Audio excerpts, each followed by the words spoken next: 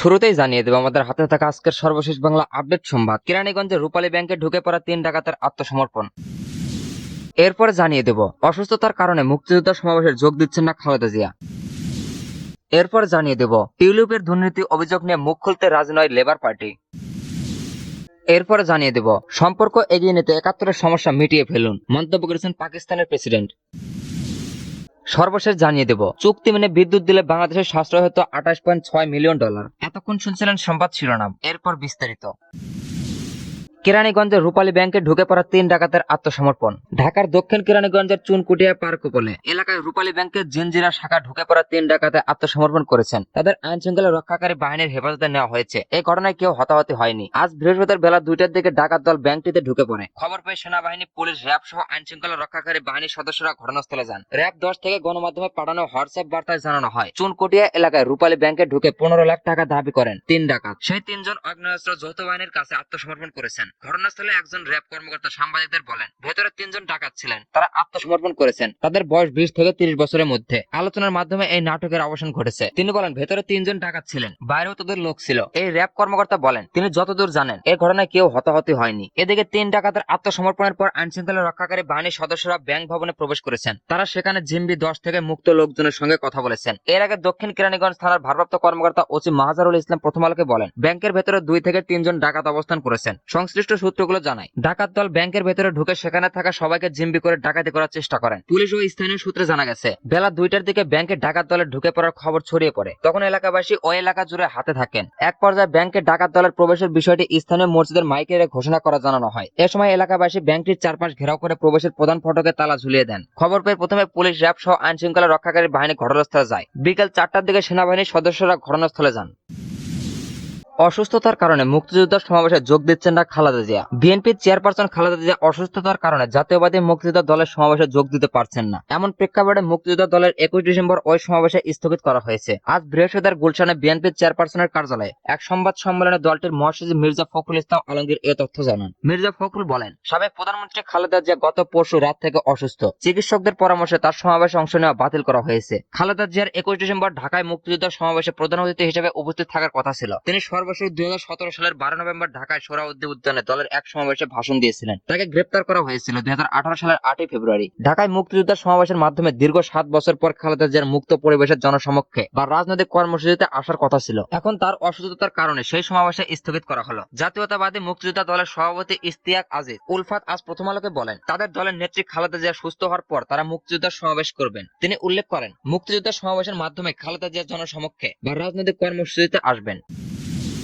টিউলিপের দুর্নীতির অভিযোগ নিয়ে মুখ খুলতে রাজি নয় লেবার পার্টি। বাংলাদেশের অবকাঠামো প্রকল্পে দুর্নীতি সংশ্লিষ্ট তদন্ত উঠে এসেছে ব্রিটিশ শ্রম মন্ত্রীর নাম। পরিবারের সদস্যদের বিরুদ্ধে 390 কোটি পাউন্ড আত্মসাতের অভিযোগ তদন্তের সময় এই মন্ত্রীর বিরুদ্ধে অভিযোগ ওঠে। তবে এই দুর্নীতি নিয়ে মন্তব্য করতে রাজি হয়নি যুক্তরাজ্যের ক্ষমতাসীন লেবার পার্টি। যুক্তরাজ্যের আর্থিক বাজারে দুর্নীতি মোকাবেলার দায়িত্বে থাকা টিউলিপ সিদ্দিকের বিরুদ্ধে 2013 সালে বাংলাদেশে একটি নতুন পারমাণবিক বিদ্যুৎ কেন্দ্র নির্মাণের জন্য রাশিয়ার সঙ্গে চুক্তি করার অভিযোগ রয়েছে। গত আগস্টে ভারতে পালিয়ে যাওয়া টিউলিপ সিদ্দিকের খালা শেখ হাসিনার বিরুদ্ধে বাংলাদেশের দুর্নীতি দমন কমিশনের দুদক বিস্তৃত তদন্তের অংশ হিসেবে এই অভিযোগ আনা হয়েছে। এ বিষয়ে মন্তব্যের জন্য টিউলিপের সঙ্গে যোগাযোগ করেছে বিবিসি। লেবার পার্টিও এই বিষয়ে কোনো মন্তব্য করতে রাজি হয়নি। বিবিসির প্রতিবেদক বলেছেন, ববি হাজারের একচ্ছ অভিযোগের ভিত্তিতে শেখ হাসিনার বিরুদ্ধে এই তদন্ত করা হয়েছে। টিউলিপের মা শেখ রেহানা সিদ্দিকী সহ তার পরিবারের বেশ কয়েকজন সদস্য এবং তার সরকারের ঊর্ধ্বতন কর্মকর্তাদের বিরুদ্ধে অনুসন্ধান করছে দুদক। প্রতিবেদনে বলেছে, দীর্ঘ সময় ধরে বাংলাদেশের প্রধানমন্ত্রী শেখ হাসিনাকে একজন স্বৈরশাসক হিসেবে দেখা হতো। তার সরকার নির্মমভাবে ভিন্ন মত দমন করেছিল। দেশ থেকে পালিয়ে যাওয়ার পর থেকে শেখ হাসিনার বিরুদ্ধে বাংলাদেশের নতুন সরকার একাধিক অপরাধের অভিযোগ এনেছে। বাংলাদেশের আন্তর্জাতিক অপরাধ ট্রাইব্যুনাল শিক্ষার্থীদের আন্দোলনের সময়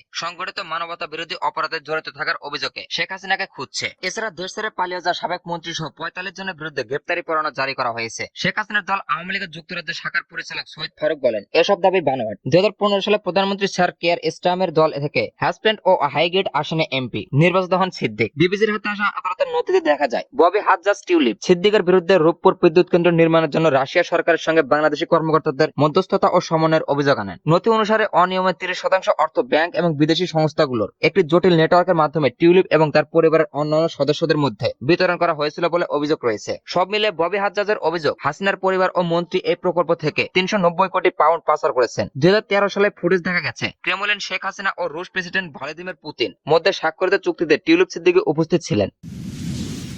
সম্পর্ক এগিয়ে নিতে ৭১-এর সমস্যা মিটিয়ে ফেলুন, মন্তব্য করেছেন পাকিস্তানের প্রেসিডেন্ট। দ্বিপাক্ষিক সম্পর্ক এগিয়ে নিতে পাকিস্তানকে ৭১-এর সমস্যাগুলোর নিষ্পত্তি করার আহ্বান জানিয়েছেন বাংলাদেশ। বৃহস্পতিবার 19 ডিসেম্বর কয়রাতে D8 সম্মেলনের ফাঁকে পাকিস্তানের প্রধানমন্ত্রী শেহবাজ শরীফের সঙ্গে অনুষ্ঠিত বৈঠকে প্রধান উপদেষ্টা প্রফেসর মোহাম্মদ ইউনূস এই আহ্বান জানান। প্রধান উপদেষ্টা বলেন, ইস্যুগুলো বারবার আসছে, আসুন আমরা এগিয়ে যাওয়ার জন্য এই সমস্যাগুলো নিষ্পত্তি করি। এই সময় শেহবাজ শরীফ বলেন, 1974 সালে বাংলাদেশ, পাকিস্তান ও ভারতের মধ্যে ত্রিপক্ষীয় চুক্তিতে বিষয়টি নিষ্পত্তি হয়েছে। তবে যদি অন্য কোনো আমিনসূচিত ইস্যু থাকে তাহলে তিনি খুশি হবেন। প্রফেসর ইউনূস বলেন, ভবিষ্যৎ প্রজন্মের জন্য সবকিছুর সমাধান করতে পারলে ভালো হবে। দুই নেতা ব্যবসা বাণিজ্য ও ক্রীড়া ও সাংস্কৃতিক প্রতিনিধি দলের বিনিময়ের মাধ্যমে দুই দেশের মধ্যে সম্পর্ক জোরদার করতে সম্মত হন। সেই সঙ্গে চিনি শিল্প ও ডেঙ্গু ব্যবস্থাপনার মতো নতুন নতুন ক্ষেত্রে সহযোগিতার সম্প্রসারণের আগ্রহ প্রকাশ করেন। প্রফেসর ইউনূস ও শেহবাজ শরীফ অন্তর্বর্তীকালীন সরকার গঠনের পর প্রধান উপদেষ্টা ঘোষিত পররাষ্ট্র নীতির অন্যতম বৈশিষ্ট্য সার্কের পুনরুজ্জীবন সহ পারস্পরিক স্বার্থ সংশ্লিষ্ট বিষয়ে আলোচনা করেন। ডক্টর ইউনূস প্রয়োজনীয় সংস্কার বাস্তবায়ন এবং 2026 সালের মাঝামাঝি সময়ের আগে সাধারণ নির্বাচন অনুষ্ঠানের বিষয়ে সরকারের পরিকল্পনার কথা বলেন। তিনি বলেন, সংস্কার নিয়ে সংলাপের জন্য তিনি একটি ঐক্যমত গঠন কমিশনের নেতৃত্ব দিচ্ছেন। এ সময় পাকিস্তানের প্রধানমন্ত্রী শাহবাজ শরীফ ঢাকা ও ইসলামের মধ্যে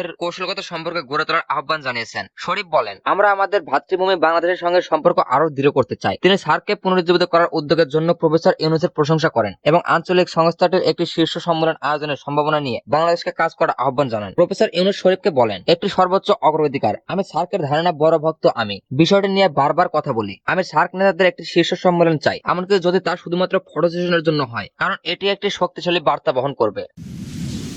চুক্তি মেনে বিদ্যুৎ দিলে বাংলাদেশের সাশ্রয় হতো $28.6 মিলিয়ন। বাংলাদেশের অন্তর্বর্তী সরকারের অভিযোগ, ভারত সরকারের কাছ থেকে পাওয়া করা ছাড় সুবিধার কথা গোপন রেখে দেশটির বিদ্যুৎ সরবরাহকারী কোম্পানি আদানি পাওয়ার চুক্তি লঙ্ঘন করেছে। খবর রয়টার্সের। পিডিবি কর্মকর্তাদের বরাত দিয়ে রয়টার্স জানিয়েছেন, আদানির করা সুবিধা পাওয়ার বিষয়টি দ্রুত সময়ের মধ্যে বাংলাদেশকে জানানোর কথা থাকলেও তা করেনি। কোম্পানিটিতে ভারতের যে কার ছাড়ছে পেয়েছে সেই অনুযায়ী বিদ্যুতের দাম ধার হলো বাংলাদেশের $28.6 মিলিয়ন সাশ্রয় হওয়া হতো। এ নিয়ে বাংলাদেশের বিদ্যুৎ উপদেষ্টা ফাইজুল কবির খান বলেন, এই সাশ্রয়ের বিষয়টি ভবিষ্যৎ আদানি পাওয়ারের সঙ্গে আলোচনার মূল বিষয়বস্তু হবে। ধনকুবের গৌতম আদানির এই কোম্পানি ভারতের পূর্বাঞ্চল ধারকূর্ণ করার ব্যক্তির কেন থেকে বিদ্যুৎ সরবরাহের জন্য 2017 সালের বাংলাদেশের সঙ্গে একটি চুক্তি স্বাক্ষর করে। রয়টার্স জানিয়েছে, তারা বাংলাদেশ বিদ্যুৎ উন্নয়ন বোর্ডের পিডিবি নথিপত্র এবং দুপক্ষের চিঠি চালাচালি এবং পিডিবির 6 কর্মকর্তার সাক্ষাৎ প্রচার ছিল। সংবাদ সংস্থাটি জানায়, কোন ধরনের দরপত্র প্রক্রিয়া ছাড়াই তৎকালীন প্রধানমন্ত্রী শেখ হাসিনা যে চুক্তি করেছিলেন তার রয় কয়লা বিদ্যুতের অন্যান্য চুক্তির তুলনায় অনেক বেশি। ওই চুক্তি নিয়ে পুনরায় আলোচনার বিষয়ে এখন আশাবাদী বাংলাদেশ। বিদ্যুৎ উপদেষ্টা মোহাম্মদ ফাইজুল কবির খান রয়টার্সকে বলেন, আদানি সরবরাহ ছাড়াই বাংলাদেশের এখন যথেষ্ট উৎপাদন সক্ষমতা রয়েছে, যদিও সব দেশের বিদ্যুৎ কেন্দ্র চালু নেই। ছাত্র জনতার তুমুল আন্দোলনের মুখে গত 5 আগস্ট শেখ হাসিনা ক্ষমতাচ্যুত হন। তার বিরুদ্ধে গণতন্ত্রের কঠোরতা এবং অর্থনৈতিক অবস্থাপূর্ণের অভিযোগ উঠেছে। শেখ হাসিনা গত 2 দশকের বেশিরভাগ সময় বাংলাদেশ শাসন করেছে এবং ভারতের প্রধানমন্ত্রী নরেন্দ্র মোদীর ঘনিষ্ঠ মিত্র ছিলেন। ছাত্র জনতার গণ অভ্যুত্থানে তার ক্ষমতাচ্যুতির পর শান্তিতে নোবেলজয়ী ডক্টর মোহাম্মদ ইউনূসের নেতৃত্বে অন্তর্বর্তী সরকার শাসনভার নিয়েছেন। কর ছাড় দিয়ে আদানি যে চুক্তি লঙ্ঘন করেছে সেই বিষয়টি প্রথমে সামনে আনে রয়টার্স। 25 বছরের ওই বিদ্যুৎ চুক্তি পর্যালোচনার বিষয়ে বাংলাদেশের পরিকল্পনা সম্পর্কে বিশদ তথ্য প্রকাশ করার কথা জানিয়েছে বার্তা সংস্থাটি লিখেছে। গত নভেম্বর যুক্তরাষ্ট্রে $26.5 কোটি ঘুষ দেওয়ার মামলায় আদানি ও তার 7 নির্বাহীকে অভিযুক্ত করার ঘটনা তাদের সঙ্গে বাংলাদেশের করা চুক্তি পর্যালোচনায় চাপ তৈরি করতে পারে। তবে রয়টার্সের প্রশ্নের জবাবে আদানি পাওয়ারের একজন মুখপাত্র বলেছেন, তারা চুক্তির সব বাধ্যবাধকতা রক্ষা করেছেন এবং ঢাকা চুক্তি পর্যালোচনা করেছেন এমন কোনো ইঙ্গিত তারা পাননি।